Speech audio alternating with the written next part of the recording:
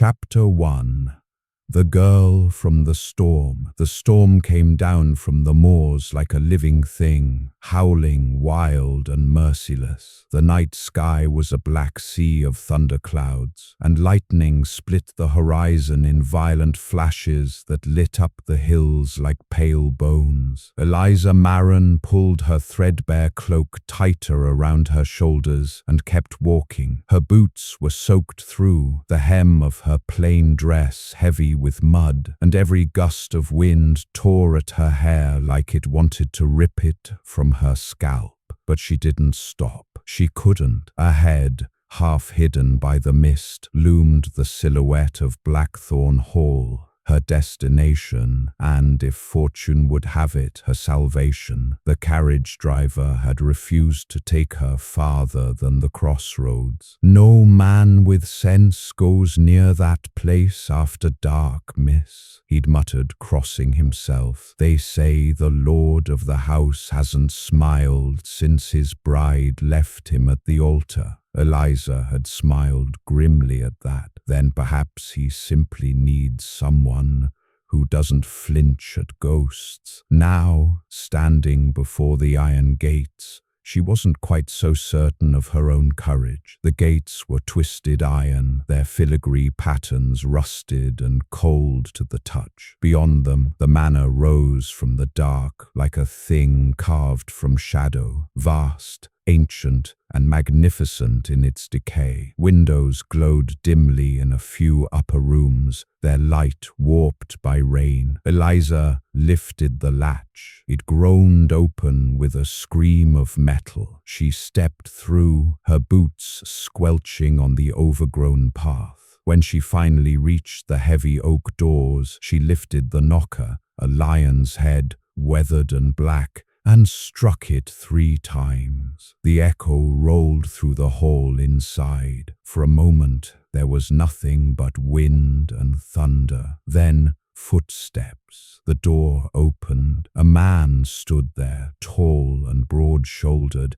his dark hair disheveled, his shirt half unbuttoned as though he had just risen from sleep or drink. His eyes, a piercing grey, locked onto hers with a look that could have frozen fire. He said nothing at first. He simply looked at her, drenched, trembling, and small in the storm's fury. Eliza swallowed hard. I've come from London," she said. "Mr. Harland sent me. I'm to take service here." The man's jaw tightened. "Service?" His voice was deep, gravelly, touched by weariness and something darker. "There's been no mention of new staff?" Eliza hesitated, pulling a crumpled letter from her cloak. "I have the letter of recommendation. It says I'm to assist the master of the house." At that, a faint, humorless smile tugged at his mouth. "Does it now?" He took the letter from her, scanning it with a flick of his eyes. Then he looked up again, rain dripping from her curls onto the marble threshold. "Do you even know whose house this is?" he asked quietly. "Eliza Marin," she said, straightening her spine. "And I know enough to knock before entering." Something flickered in his eyes, surprise perhaps, or amusement, before he stepped aside. "Come in, Miss Marin, before the storm finishes you off." The warmth of the hall hit her like a physical thing. The air smelled faintly of wood smoke and aged brandy. Candlelight glowed along panelled walls, illuminating portraits of unsmiling ancestors and dust-covered furniture that had once been grand. As he closed the door behind her, she turned to face him and realized that he was the master himself. "I thought I was speaking to the steward," she said, flustered. He arched a brow. "The steward retired years ago. And you are?" He paused, then gave a curt bow. "Lord Nathaniel Hawthorne, at your service." though I imagine you'll find my service less pleasant than the storm." The name hit her like a spark. She'd heard it whispered in London's darker corners. The disgraced lord, the fallen hero of the Hawthorne Regiment, accused of treachery and vanished into exile. He poured himself a glass of something amber and strong from a decanter on the mantel. "You said Harlan sent you. Did he tell you the kind of work you'd be doing here?" Eliza hesitated. The letter had been vague. Too vague. She had been desperate for employment, desperate enough not to ask questions. "I was told the position would involve personal assistance," she said carefully, "and discretion." Nathaniel let out a low laugh, a sound without mirth. "Discretion, that's what they call it now." He leaned against the mantel, studying her. "You're not quite what I expected. And what did you expect, my lord?" He tilted his head slightly. "Someone older, someone less proud." Her chin lifted. "Pride doesn't cost wages, my lord." For a long moment he said nothing, then set his glass down. "Tell me, Miss Marin, do you know what it means when a man asks for a companion in a house like this? I imagine it means he is lonely." He stepped closer. "It means he doesn't want a servant to polish the silver or mend the curtains. He wants someone to warm his bed and silence his ghosts." Eliza froze. The storm outside crashed against the windows as if to echo her shock. "If that's what you wanted," she said quietly, "then you should have written to a different agency." He smiled faintly. "Perhaps I wanted to see if any woman had the courage to say that to my face." She met his gaze, her heart hammering. "Then you've had your amusement, my lord. I'll take my leave." She turned toward the door, but his voice stopped her. "Wait." Something in the way he said it, rough, almost vulnerable, made her pause. "I didn't mean..." He exhaled sharply, dragging a hand through his hair. "Damn it, stay the night. You can go in the morning if you wish. The roads are flooded." Eliza hesitated, torn between pride and exhaustion. Her limbs trembled from cold, and the thought of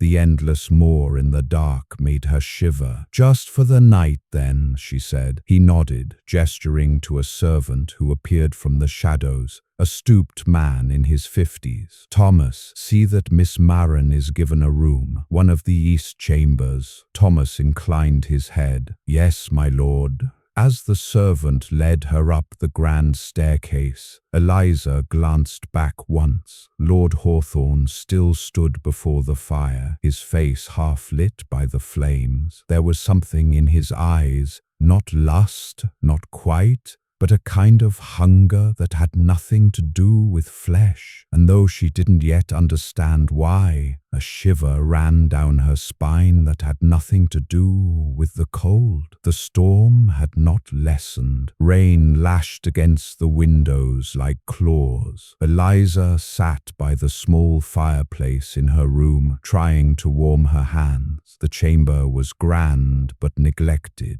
The drapes moth-eaten, the furniture covered in dust. A cracked mirror stood above the mantel, reflecting her tired face. She thought of the letter she still carried, the one that had brought her here, signed not by Harland, but by someone else, someone whose name she had not recognized. Something about it had felt wrong from the start. And now, in this cold, crumbling house, she wondered what she had truly walked into. From the hallway, she heard footsteps, heavy, slow. Her door creaked open slightly, and a voice, deep, tired, unmistakably his, said, "Are you warm enough?" Eliza rose instantly. "Yes, my lord." A pause. "You needn't be afraid. I won't touch you, not unless you ask." She swallowed. "I'm not afraid." Another pause, longer this time. Then his voice softer. "Good, 'cause this house eats fear alive. The door closed, the footsteps faded. Eliza stood still, her pulse racing, the storm raging outside like a beast unchained. Somewhere deep in the heart of Blackthorn Hall, she could feel the weight of its master's loneliness, vast, cold, and dangerous as the sea. And though she told herself she would leave come morning, a part of her, the part that always chased fire, whispered that she had just stepped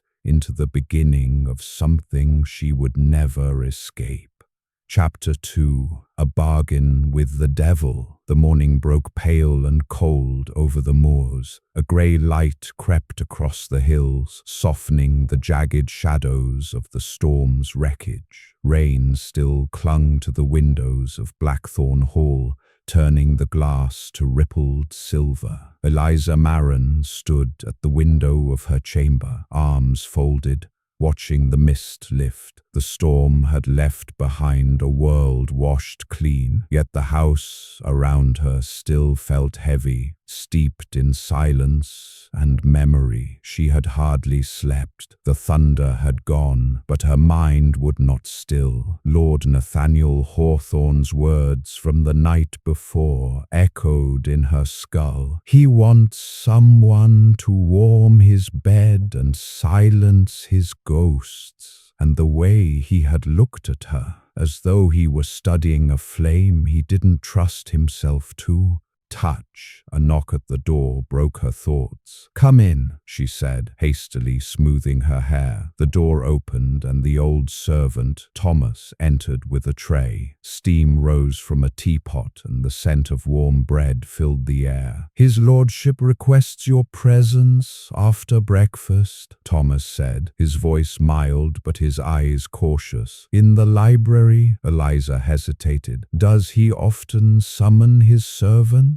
Thomas paused. "You are not a servant exactly?" The words made her uneasy. "What am I then, Mr. Thomas?" He looked down. "That's for his lordship to explain, miss." And with a respectful bow, he left her to the tea and the question burning in her chest. The library of Blackthorn Hall was unlike any room Eliza had ever seen. Vast shelves climbed to the ceiling, filled with volumes untouched by years. Dust motes danced in the thin morning light that filtered through tall windows. The smell of leather and smoke lingered in the air. Nathaniel was already there when she entered, standing before the hearth, his coat discarded, his shirt open at the throat. His sleeves were rolled to his elbows, revealing the faint scar that traced the length of his forearm like a silver thread. He looked less like a nobleman and more like a soldier returned from battle. "You look rested," he said, though his tone was flat. "I've been in worse rooms," Eliza replied, "though yours could use less dust." A corner of his mouth lifted. "Blackthorn Hall has not entertained company in a long time." She took a seat, her spine straight, refusing to show the unease curling inside her. "Thomas said you wanted to see me." "I did." He turned from the fire and regarded her for a long moment before speaking again. "I owe you an apology for last night. It was ungentlemanly." "Ungentlemanly," she repeated dryly. "Is that what we're calling it?" His lips twitched, almost a smile. "I forget sometimes that people still tell the truth to my face. Perhaps you don't ask the right people, or perhaps I've spent too long surrounded by ghosts," he murmured. Eliza said nothing. The quiet stretched between them, filled only by the soft crackle of the fire. Finally, Nathaniel stepped closer. "Miss Marin, let me be plain. I have no interest in hiring another maid. I can manage my solitude well enough." "I see," she said, wary. "Then what is it you want of me?" He studied her with that same piercing calm that made her pulse stutter. "I want peace." "Then I suggest prayer, my lord." "I tried that once," he said almost absently. "It failed." He poured himself a measure of brandy, though it was barely past dawn, then set the glass aside untouched. "What I require is company, a month's stay. You'll keep the household in order, read aloud perhaps, share meals, no gossip, no questions. In exchange, I'll pay you enough to start a new life anywhere you choose." Eliza stared at him. "You want to pay me to sit with you? If you like, walk with me, speak or don't. Pretend the house isn't falling apart." "And what if people talk?" she asked quietly. He met her eyes. "They already do. I stopped caring years ago." Her mind raced. The offer was strange, indecent by rumor's measure, but the promise of money was real, enough to escape the constant uncertainty of her life in service, enough to buy freedom. Yet something in his gaze warned her that this was not a simple arrangement. "Why me?" she asked. He hesitated. "Because you're not afraid of me." She wanted to deny it, but her silence said otherwise. Finally she said, "And if I refuse? Then I'll send you back to London when the road's clear." Eliza exhaled slowly. She thought of the storm, of the half-empty purse hidden in her satchel, of the hunger that sometimes haunted her nights. But also she thought of the loneliness in his voice when he said peace. She looked up. "1 month, my lord, no more." His jaw tightened. "Agreed." The days that followed unfolded in strange rhythm. Eliza took her meals in the library with Nathaniel, reading aloud from novels while he listened in silence. Sometimes he would ask her opinion on a line of verse, or challenge her with questions about the world beyond the moors. Other times, he would sit staring into the fire, lost in thought, until she quietly excused herself. He was a man both fiercely alive and profoundly absent, like someone who had learned to live among ruins. One evening, as rain pattered softly against the windows, she gathered her courage to ask what had long burned in her mind. "My lord," she began, "why did you leave London, truly?" He looked up from his chair, shadows cutting sharp across his face. "Because I had nothing left to stay for." "That's not an answer." He studied her for a moment, then said softly, "Do you believe in betrayal, Miss Maren?" "I believe it is a human art," she replied. He gave a bitter laugh. "Then you'll understand. I once trusted someone who decided my ruin was a fair price for her survival." Eliza frowned. "A woman?" He didn't answer. Instead, he rose and walked to the window, staring out into the fog. "I led men into battle for the crown. When I returned, they called me traitor. The evidence appeared overnight, letters forged, sealed with my own hand, and the person who supplied them to the court." He turned, his expression unreadable. "She wore my ring." Eliza felt a pang she couldn't explain. "And you loved her?" "I thought I did. I thought she loved me too. But love, Miss Maren, is a poor defense against greed." Silence followed, heavy,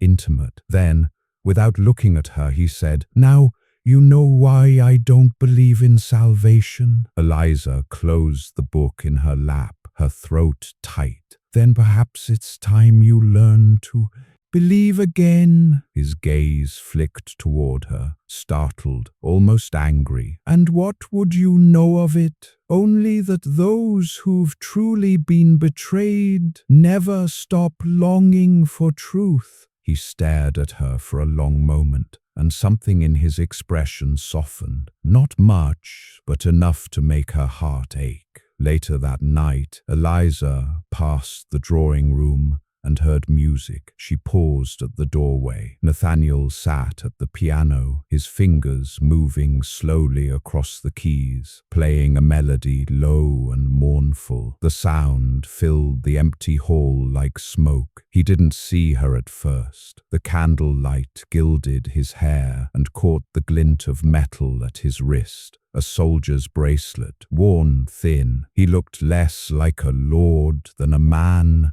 unraveling quietly beneath the weight of his own memories. When he finally noticed her, the music faltered. "You should be asleep."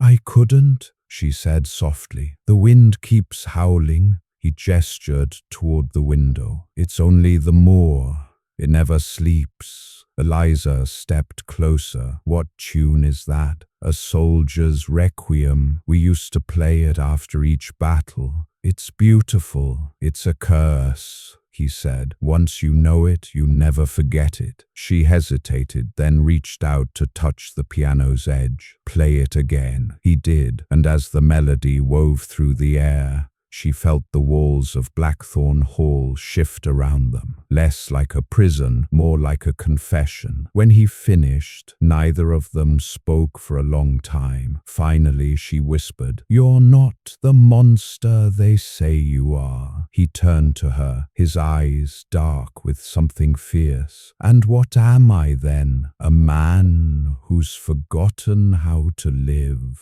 He laughed under his breath. "Careful, Miss Maren. Words like that could set the world aflame." She met his gaze. "Then perhaps it needs burning." That night, Eliza lay awake in her chamber, the fire dying low. Outside, the moor stretched endless beneath the silver of a rising moon. The house was silent, but she could feel his presence, somewhere down the hall, awake like her, haunted like her. She had agreed to stay 1 month, but already she knew this was no ordinary bargain. Something dangerous was kindling between them, something that could not be contained by silence or gold. And though she didn't yet understand it, she had already begun to set fire to the walls of his carefully guarded world.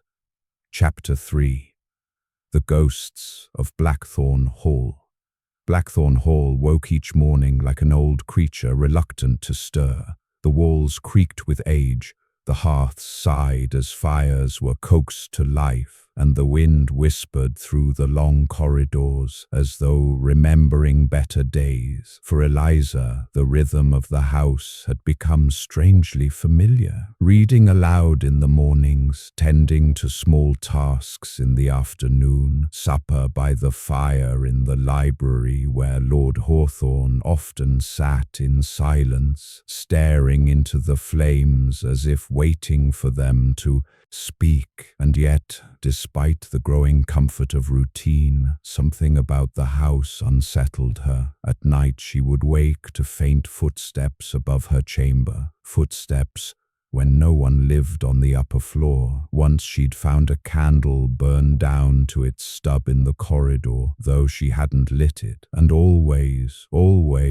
there was the sense that the shadows were listening. It was, she thought, a house that remembered too much. One afternoon, Eliza stood in the long gallery where portraits lined the walls, ancestors of the Hawthorne line, painted in all their stern glory. Dust veiled their faces, and the air smelled of neglect and cold oil paint. Her fingertips brushed across the frame of a faded portrait. A young man in a red officer's coat. His eyes were unmistakable, storm grey, intense, proud. Nathaniel. The resemblance was haunting, though the man in the painting was smiling, an expression she had never seen on him. "You shouldn't be in here," came his voice behind her. Eliza turned sharply. Nathaniel stood in the doorway, his arms crossed. He looked almost amused, though there was a guardedness in his eyes. "I was exploring," she said. "The house feels less lonely when I know its corners. He stepped forward slowly, his boots echoing on the marble floor. "And what did you find?" "Ghosts," she replied lightly. He stopped beside her, looking up at the painting. "That was my brother," her breath caught. "Your brother?" "Andrew,"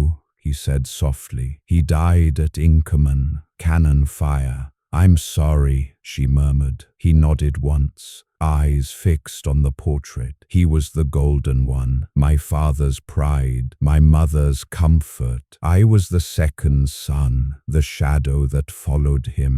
She studied his face. "And yet you were the one who returned." "For a time," he said bitterly, "until they decided I'd betrayed him too." The pain in his tone was raw, too real to be feigned. Eliza wanted to reach out, to touch his hand, to offer some word of comfort, but he turned abruptly away and strode down the gallery. "Come," he said without looking back. "There's something I want you to see." He led her through a narrow corridor she had never noticed before, down a spiral staircase of cold stone. The air grew damp and heavy, carrying the faint scent of iron. At the bottom was a small door. Nathaniel unlocked it with a key that hung from a chain around his neck. The hinges groaned as it swung open. Inside lay a room unlike the rest of the house. Neat, orderly, preserved. Candles stood in silver holders on a table, and against one wall was a glass cabinet filled with letters, journals, and military medals.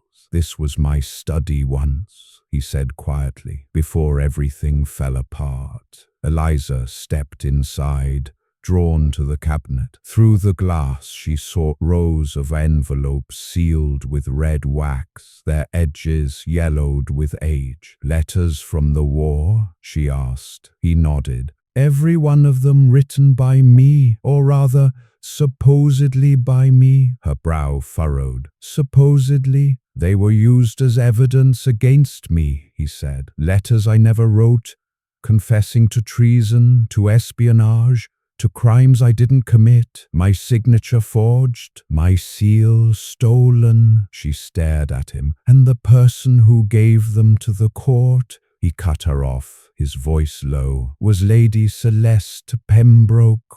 The name hung in the air like a blade. "Eliza," he said after a long moment, his tone softening, "I don't tell you this for pity. I tell you because you asked me once why I no longer believe in salvation. And you think no one could forgive such a betrayal?" she murmured. He looked at her, truly looked at her, for the first time that day. "Could you?" Eliza hesitated. "I suppose it would depend on whether I believed the person capable of redemption." He smiled faintly, though it didn't reach his eyes. "Then I fear I'm beyond your reach, Miss Marin." That evening the storm returned. Wind tore across the moor, rattling the shutters. The fires struggled against the draughts, throwing restless light across the walls. Eliza sat in her room, trying to read, but the unease in her chest only grew. Something about that study, the letters, the bitterness in his voice, gnawed at her thoughts. Then she noticed it, a flicker of light across the courtyard, a single candle moving through the west wing. A part of the house she'd been told was sealed. Heart pounding, she wrapped her shawl tightly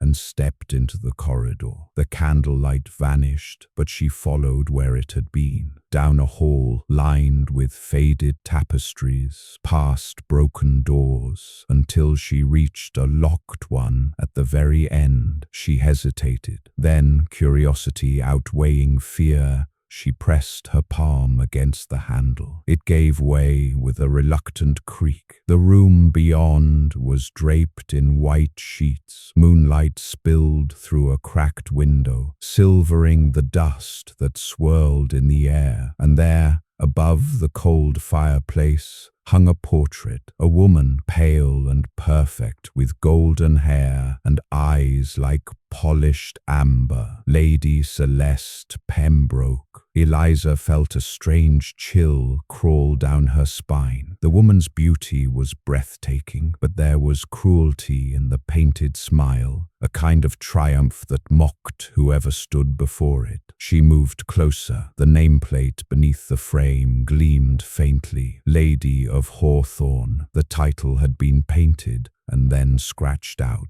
Eliza, the voice behind her made her spin. Nathaniel stood in the doorway, his expression unreadable. She stepped back, flustered. I saw a light. You shouldn't be here, he said, his tone sharper than she had ever heard. I didn't mean to intrude, my lord.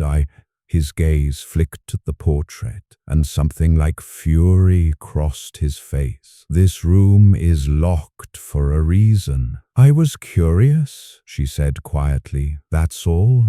Curiosity can be dangerous in this house. So can silence, she countered before she could stop herself. They stood facing each other, the air between them charged. Finally, his anger faltered, replaced by something raw. You remind me of her, he said softly. Not in looks, but in defiance. I'm nothing like her, Eliza said. Perhaps not, but you have the same fire. He took a step closer, and fire consumes. She could smell the faint trace of brandy on his breath, the warmth of the hearth from his skin. Her heart raced painfully. Why keep her portrait if she hurt you so deeply, she whispered. Because some ghosts refuse to be banished. His hand brushed hers, just barely, and the touch burned. For a heartbeat they stood there, close enough that she could feel the heat of him through the space between them. Then he pulled back abruptly. Go to your room, Miss Maren. She hesitated. Nathaniel, please. His voice cracked.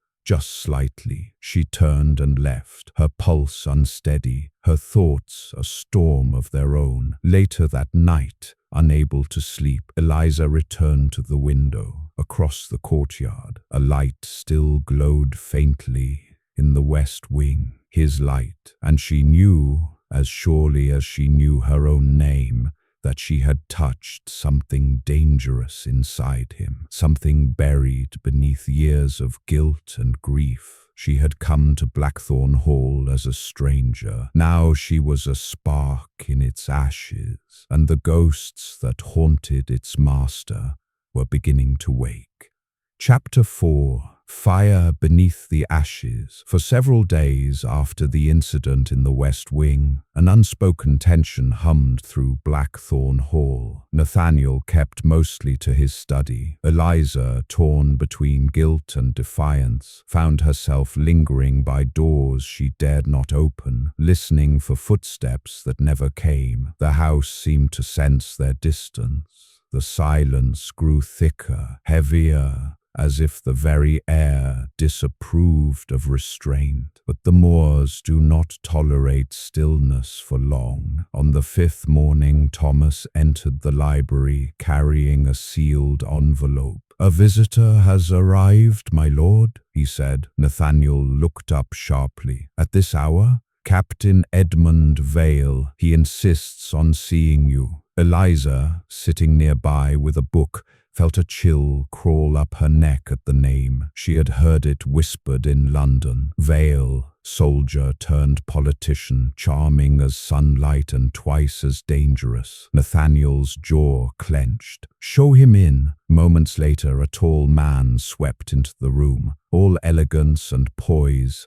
his uniform pristine, his smile too smooth to trust. His dark eyes flicked toward Eliza briefly, assessing her with the ease of a man accustomed to being noticed. Nathaniel, he said warmly, it's been too long? Not long enough, Nathaniel replied. Vale laughed. Still brooding, I see. You always did prefer ghosts to company. He turned to Eliza with a mock bow. And who might this vision be?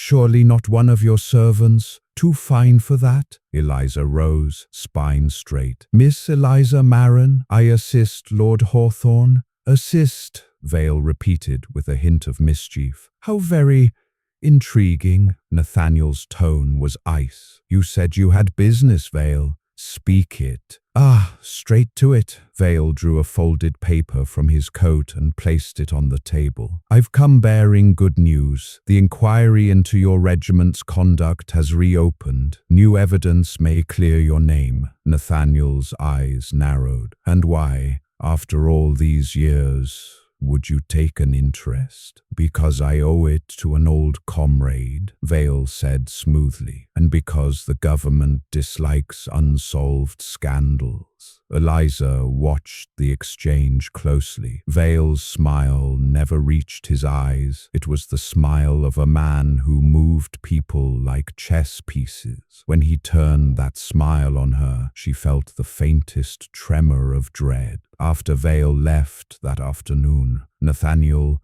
paced before the fire like a caged animal. Do not trust him, he said finally, stopping beside her. If he ever speaks to you again, say nothing. Eliza frowned. You believe he's lying about clearing your name? I know he is, Nathaniel muttered. Vale would never help another man unless he could profit from it. What could he gain from you? He looked at her then, truly looked, as though weighing how much truth she could bear. He wants what's left of my estate, and whatever I still possess that he cannot buy. Their eyes met, and she understood. He meant her. That evening, Eliza found herself alone in the drawing room. She stood by the piano, tracing a finger over the keys. A note sounded softly, then another. Before long, she was playing a hesitant tune, one she half remembered from her childhood. You play, Nathaniel said from behind her. She startled. He stood in the doorway, his face shadowed by the flickering light. Barely, she said. My governess insisted it would make me more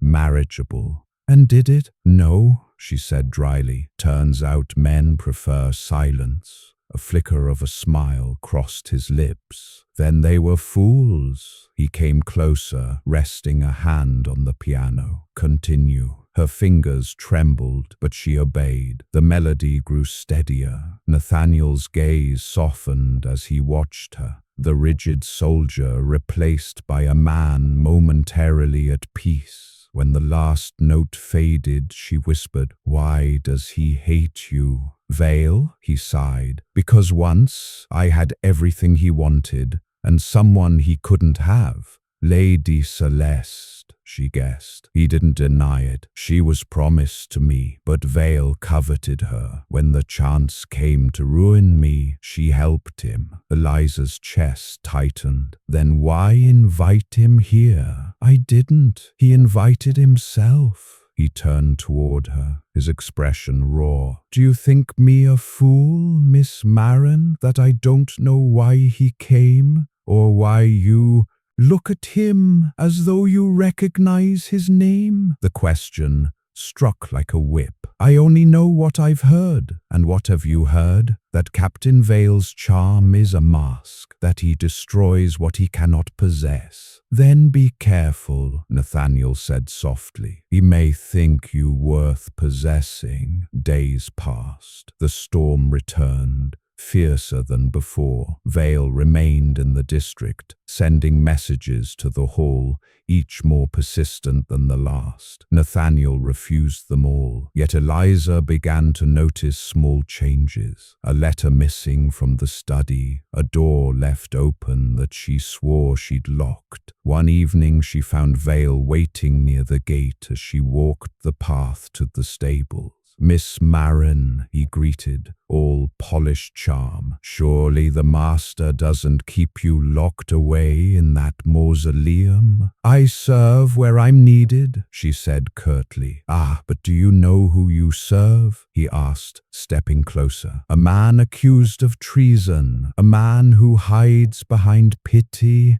and lets you warm his solitude. her cheeks flushed. "You know nothing of him." "I know enough," Vale said, his tone softening, "and I know he keeps secrets from you. Ask him about the fire at Brighton Docks. Ask him whose name was found among the dead." Before she could reply, he tipped his hat and walked away, vanishing into the fog. Eliza's heart pounded. The fire at Brighton Docks. She remembered reading about it years ago. A munitions explosion, dozens dead, and among the rumors, a suggestion that the explosion had been deliberate. That night, she confronted Nathaniel. He was in the library, reading by lamplight. She stood in the doorway, trembling with equal parts fear and fury. "Why didn't you tell me about Brighton?" she demanded. His head snapped up. "Who told you that name?" "Vale," he swore under his breath and rose sharply. "You spoke to him? He found me at the gate. He said, 'I told you not to.'" His voice broke off, raw with anger. "Do you have any idea what danger you've put yourself in? Danger from whom? You or him?" Her voice rose. "Tell me the truth, Nathaniel. Was it your doing?" He stared at her, eyes dark as thunder. "No." "Then why won't you speak of it?" "Because truth has never saved me before." She stepped closer, tears burning behind her eyes. "You think silence will save you now?" He turned away, fists clenched. "The fire was an accident, but I was there. My men died because of a miscalculation. Mine. Vale has twisted it ever since to keep me in chains." Her anger faltered. "You've carried it alone all this time." He looked at her then, pain etched deep in every line of his face. "What else could I do?" Something inside her broke. She stepped forward, taking his hand before she could think better of it. "You could have let someone help you." He froze. Then slowly his fingers tightened around hers. "You don't know what you're asking?" "Yes," she whispered, "I do." For a moment neither moved. The air between them was heavy, charged, alive. Then, as thunder rolled outside, he drew her to him. Their lips met, a slow, shattering collision of restraint and need. Years of silence burned away in that single touch. When they broke apart, his forehead rested against hers, breath unsteady. "This is madness," he murmured. "Then let it be madness," she said. And for that night, madness reigned. By morning, the storm had passed. But peace did not follow. Nathaniel was distant, almost cold, as though the night had been a dream he dared not recall. Eliza felt the distance like a wound. When she entered the library, she found him staring at an open letter, Vale's handwriting, unmistakable. "What does he want now?" she asked quietly. Nathaniel looked up, expression grim. "He's calling in an old debt. He means to take Blackthorn Hall." Eliza's breath caught. "He can't." "He can. If he convinces the court my title was gained through deceit." Nathaniel's eyes hardened. "And he's not above using anyone, including you, to do it." "Me," she whispered. "He knows you're close to me. He'll twist it, make you a liar, a spy. It's what he does." Eliza stepped back, heart pounding. "Then tell them the truth." He laughed bitterly. "Truth doesn't matter to men like Vale. Power does." He crushed the letter in his hand and turned away, shoulders tense. "I should never have let you stay. You don't deserve to drown in my ruin." Eliza reached for him, her voice shaking. "Don't send me away." He hesitated, just long enough for hope to flicker, then said quietly, "You'll leave in the morning." That night, Eliza sat awake, staring at the dying fire. Outside, the wind carried the echo of hoofbeats, distant, relentless, and somewhere in the shadows of Blackthorn Hall, she felt the truth shifting. Captain Vale had set his snare, and Nathaniel, for all his fire, was walking straight into it. Chapter 5. The Reckoning. Morning arrived grey and brittle, as though the sky itself feared to breathe. Eliza packed her few belongings with shaking hands. Each folded dress, each carefully tied ribbon felt like a silent farewell. She had not slept. Every creak of the manor had whispered his name. When Thomas came to fetch her trunk, she managed only a strained smile. His lordship wishes me gone before noon, doesn't he? Thomas hesitated. He believes it's best, miss. But the old butler's eyes betrayed sadness. You soften the house, Miss Maron. It will remember you kindly. She almost laughed, though it came out like a broken sigh. If houses could remember Thomas, Blackthorn Hall would burn from the weight of its grief. She went to the stables to find Nathaniel one last time. He was already there, saddling his horse, dressed in his riding coat and gloves, as if the world hadn't ended the night before. He didn't look up. You should have been gone by now. Eliza's voice trembled. I couldn't leave without saying goodbye. He fastened the saddle strap with more force than necessary. Goodbye then, her throat tightened. Is that all? He turned finally, eyes shadowed, jaw hard. What more is there? I told you last night. I will not drag you down with me. She stepped closer. You didn't drag me. I came willingly. He looked away. That was your mistake. The words cut deeper than any blade. For a heartbeat, neither spoke. Then she whispered, You may send me away, Nathaniel, but you'll still hear my voice in these walls, because whether you admit it or not, you cared. He froze, just long enough for pain to flicker across his face, before he mounted his horse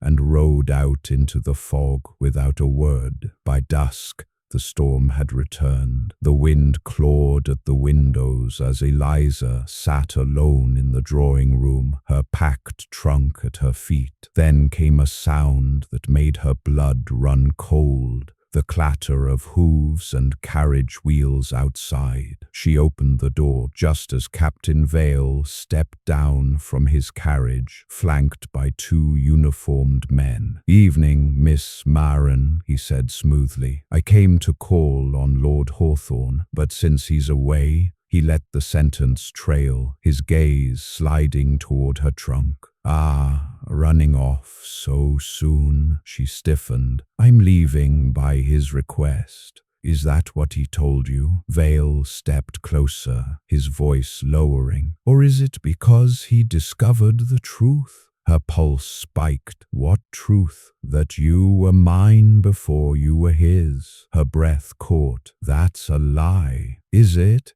He smiled faintly. Who found you in London, penniless and desperate? Who promised you safety in exchange for one small favor? Eliza's heart pounded. You said you wanted me to find the truth, to help him. I wanted you to find his weakness, Vale said coldly. And you did. Her voice trembled. You used me. I made you useful. He snapped. Don't play the innocent now. Every letter you sent me helped me piece together what I needed. The dates, the ledgers, the accounts that prove his guilt. She shook her head, horrified. No, I never wrote you anything of the sort. You wrote enough, he said, stepping forward. And tomorrow, when I present this to the magistrate, Hawthorne's title will be stripped and Blackthorn Hall will be mine. Eliza's hand clenched at her side. You'll destroy an innocent man, Vale smiled. There are no innocent men, only clever ones. He reached out to brush a strand of hair from her cheek. You could still come with me, Eliza. I'd forgive your sentimentality. There's always room beside power. She slapped his hand away. I'd rather burn. His eyes hardened. Then burn you shall.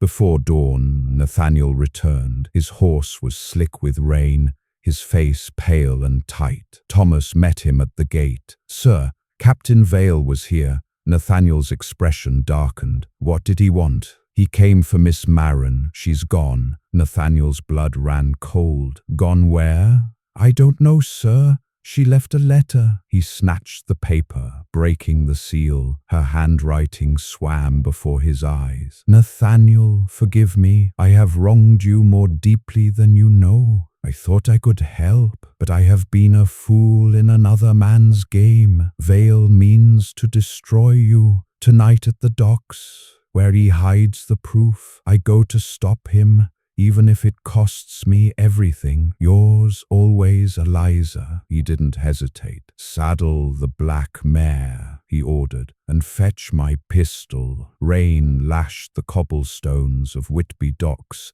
as Nathaniel rode into the chaos. Lanterns flickered in the mist. At the far end, among the warehouses, he saw her, Eliza, struggling against two of Vale's men. "Let her go!" Nathaniel roared. Vale emerged from the shadows, coat glistening with rain. "You're just in time, Hawthorne. I was beginning to think you'd lost your appetite for heroics." Nathaniel dismounted, pistol raised. "Release her." "Or what?" Vale smirked. "You'll add another corpse to your record?" "Don't," Eliza gasped, fighting against her captors. "He has the ledgers. They're in that crate." Vale turned sharply, eyes narrowing. "You should have stayed quiet, my dear." He pulled a revolver from his coat, leveling it at her. "I can still make this look like an accident." Nathaniel fired first. The shot rang out through the rain, striking Vale's shoulder. He stumbled, cursing, and fired back. Chaos erupted. Crates splintered. Men shouted. And somewhere in the confusion, a lantern shattered, spilling flame across the slick wood. Within moments, fire leapt skyward. Eliza broke free, racing to the crates where Vale had hidden the documents. She grabbed them, only for Vale, bleeding but furious, to seize her wrist. "If I fall, I'll take you with me," he hissed. Nathaniel lunged, driving into him. The two men crashed against the burning crates, locked in a desperate struggle. The heat roared, sparks rained like stars. Eliza snatched a broken board and struck Vale across the head. He fell backward, disappearing into the inferno. "Nathaniel!" she cried, coughing through the smoke. "We have to go." He staggered toward her, grabbing her hand. Together they ran, through fire, through chaos, bursting into the rain as the warehouse collapsed behind them in a wall of flame. They collapsed on the muddy ground, coughing, soaked and trembling. Nathaniel reached for her face, his hand shaking. "You're hurt?" "I'm fine," she gasped. "The ledgers, I have them." He looked at her, rain mingling with tears. "You came back for me after everything. I couldn't let him destroy you," she whispered, "even if I was part of it once." He brushed a wet curl from her cheek. "You were never part of him. You were the only thing that saved me." Then he kissed her, fiercely, desperately, while the world burned behind them. By morning the flames had died. Vale's body was never found. The sea had claimed its due. The magistrates arrived soon after, summoned by Eliza's confession and the ledgers she delivered into their hands. Within days, Nathaniel's name was cleared. The treason charge dissolved, but Blackthorn Hall did not survive the night. It had burned to ashes, the storm's final offering. When Nathaniel stood before its ruins, Eliza at his side, he said quietly, "Seems fitting, doesn't it? The house that held every ghost finally set free." Eliza took his hand, then let it rest. "We'll build something new." He looked at her, the woman who had once come to warm his bed, and saw instead the one who had set his world ablaze. Chapter 6. Ashes and Mercy. Dawn crept slowly over the moors, pale and uncertain. Smoke still drifted where Blackthorn Hall had once stood, curling in soft grey ribbons over blackened stone. Eliza stood on the hillside, cloak drawn tight around her shoulders. The air smelled of ash and salt, death and renewal intertwined. Behind her, footsteps crunched over the frost-hardened grass. "You shouldn't be out here in the cold," said Nathaniel's voice. She turned. He looked exhausted, his arm still bandaged from the fire, his eyes shadowed. Yet there was a calmness about him now, a strange stillness she had never seen before. "I wanted to say goodbye," she said softly, "to the house. It may have been cursed, but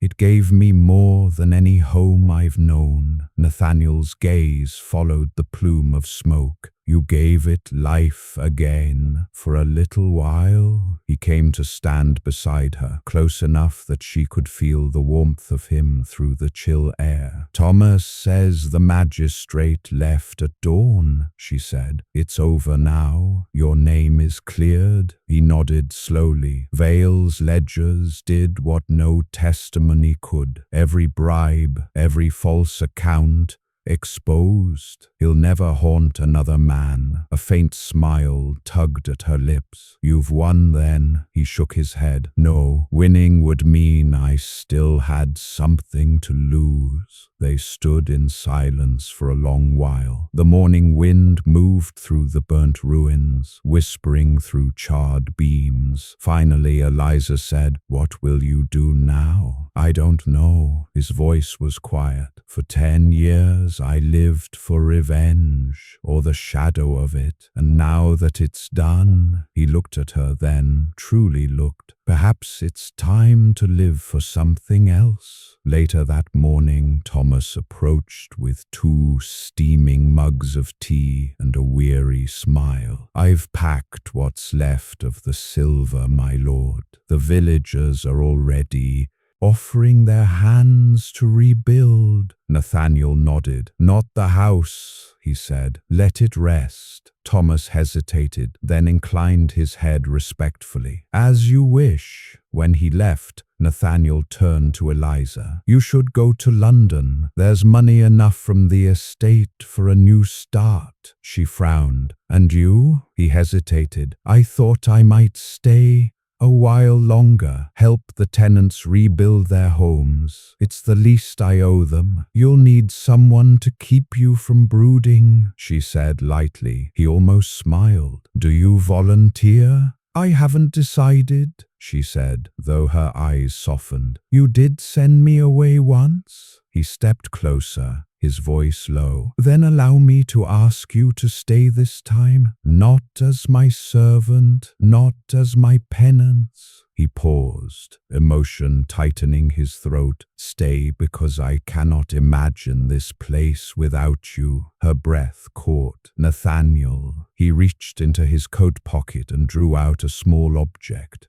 A simple gold locket, soot-stained and warped by fire. "I found this in the ashes," he said. "It was my mother's. I used to think it held everything I'd lost, but now—" He pressed it into her palm. "Now I think it belongs to what I've found." Tears blurred her vision. "You don't have to give me this." "I do," he said softly, "because every piece of me that burned away made room for you." That evening, as twilight fell, they walked together across the moors. The wind had softened, carrying the scent of heather and rain. Eliza's hand brushed his, hesitant at first, then his fingers intertwined with hers. "Do you regret it?" she asked quietly. "Any of it?" He thought for a moment, eyes tracing the fading horizon. "I regret every day I spent hating the world instead of living in it, but not you." She smiled faintly. "That's dangerous talk for a man once called a recluse. I've had my share of darkness, he said, and I've learned that sometimes the only way to survive it is to set it alight. He stopped, turning to face her fully. Eliza Marin, you were never meant to warm my bed. You were meant to set my soul on fire. Her heart trembled. And what if it burns again? Then we build from the ashes, he said. Together, he kissed her, slow,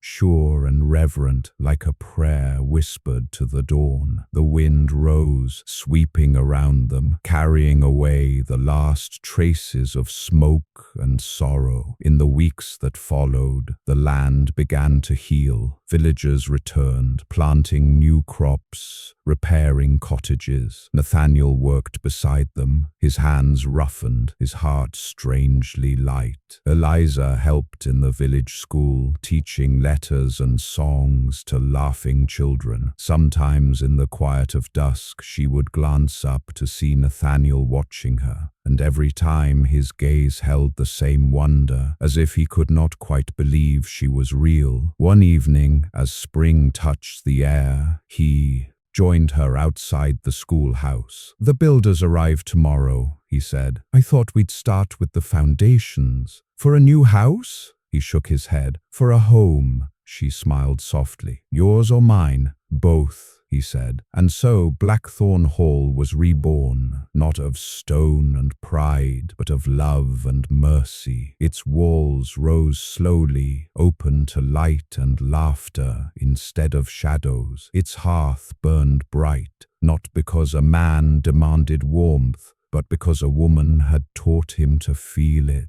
Years later, the locals still told stories of the storm that destroyed the old hall and the fire that followed. Some said it was vengeance, others redemption, but those who truly knew the tale spoke only of the two figures who stood amid the ashes, hand in hand, unbroken. As the sun set over the moors, painting the world gold and crimson, Nathaniel drew Eliza close. Strange, he murmured. I thought I'd lost everything. She smiled, leaning her head against his shoulder. You did, and then you found me. Chapter 7, A New Dawn. 3 years later, the moors glowed under a sunrise of molten gold. Mist curled along the fields, soft as silk, and larks sang above the heather. Where once the ruins of Blackthorn Hall had smouldered, a new manor stood, smaller,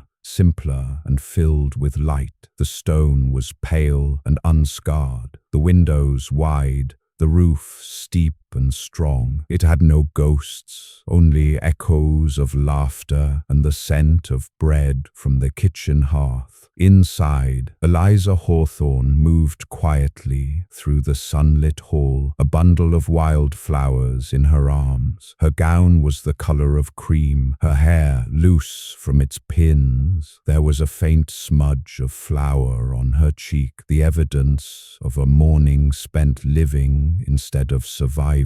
She paused by the open door, gazing out toward the pastures where Nathaniel worked with the horses. Even from this distance, she could hear his laugh, low, rich, unguarded. Every time she heard it, she remembered the first night she had come here. Rain, thunder, fear, and the man who had asked her to warm his bed. How far they had come since then. When Nathaniel spotted her, he left the field and walked up the path, sleeves rolled, hair wind-tossed, boots caked with mud. "Good morning, Mrs. Hawthorne," he greeted with a smile that still made her pulse quicken. "Good morning, my lord," she replied, mock formal. "You're late for breakfast." He leaned down, kissed her lightly, and took the flowers from her hands. "You were not supposed to pick these. They're from the hill we seeded last year. Then consider it a harvest," she teased. "They're thriving, aren't they? Like everything you touch," he murmured, brushing a petal against her cheek. She laughed, shaking her head. "Flattery before food? That's how I know you've been in the sun too long." After breakfast, They walked through the village together. Children ran past, shouting greetings. Dogs barked, and the air was alive with spring. The villagers waved to them, the lord and lady of the new Blackthorn Hall, not feared as nobles but loved as neighbors. Thomas, older now and content in his retirement, was tending to his garden. He straightened as they passed. "Morning to you both," he said cheerfully. "The foundation's taken the weather better than I'd hoped." "It's the care you gave it," Eliza replied. He chuckled. "Or perhaps the grace that lives in its walls." Nathaniel smiled faintly. "Let's hope it stays that way." Thomas nodded knowingly. "It will. You burned the curse away, my lord." They exchanged a glance, a silent understanding that some fires cleanse rather than destroy. That evening, after the last of the light had faded, Nathaniel and Eliza sat by the hearth. The same hearth that once symbolized loneliness and now glowed with warmth. He held a small, soot-stained locket between his fingers, the same one he had given her on the morning after the fire. Inside, instead of the old miniature, was a single lock of hair, pale gold from their infant daughter, asleep upstairs. Nathaniel turned the locket slowly, watching the flames reflect on its surface. "Do you ever think of them?" he asked quietly. "The ones we lost? The ones who hurt us?" "Sometimes," Eliza said, "but not with bitterness, only with gratitude. Without them, we wouldn't have found this." He smiled, pulling her closer. "You always find grace where I'd find scars." She looked up at him. "That's because I've learned something from you." "Oh, that fire can destroy," she said softly, "but it can also forge." Later, they stepped outside into the cool night. The stars were bright above the moors, and the wind carried the scent of heather and wood smoke. Nathaniel wrapped an arm around her shoulders. "When I first met you," he said, "I thought I wanted warmth." "And what did you find?" she asked, smiling. He looked down at her, eyes gentle and full of wonder. "A wildfire." She laughed quietly. "You make it sound dangerous." "It is," he said, "but I'd rather burn with you than freeze without you." As dawn broke again, they stood on the hill where the first stones of the new manor had been laid. The horizon glowed with pink and amber light, spilling across the fields like a promise. Eliza leaned against him, her head on his shoulder. "Do you remember what you said that night?" she whispered. "Which night?" "The night we escaped the fire." He smiled faintly. "I said I had nothing left." She turned to face him. "And now?" He took her hands, eyes glimmering in the sunrise. "Now I have everything." The church bell in the distance rang once, clear and bright, marking the beginning of a new day. Nathaniel kissed her forehead, then her lips. "Come, Mrs. Hawthorne. The world waits for no one, not even for those who have already lived. An eternity in a single lifetime." Hand in hand, they walked down the hill toward the awakening village, the smoke from hearths rising like gentle ghosts, the light touching every scar and turning it to gold. Behind them, the new Blackthorn Hall stood tall, its windows catching the sun, its walls whispering with life. And somewhere deep within its heart, the echo of that first fire still burned, not in destruction, but in remembrance of the moment when love became flame and flame became forever.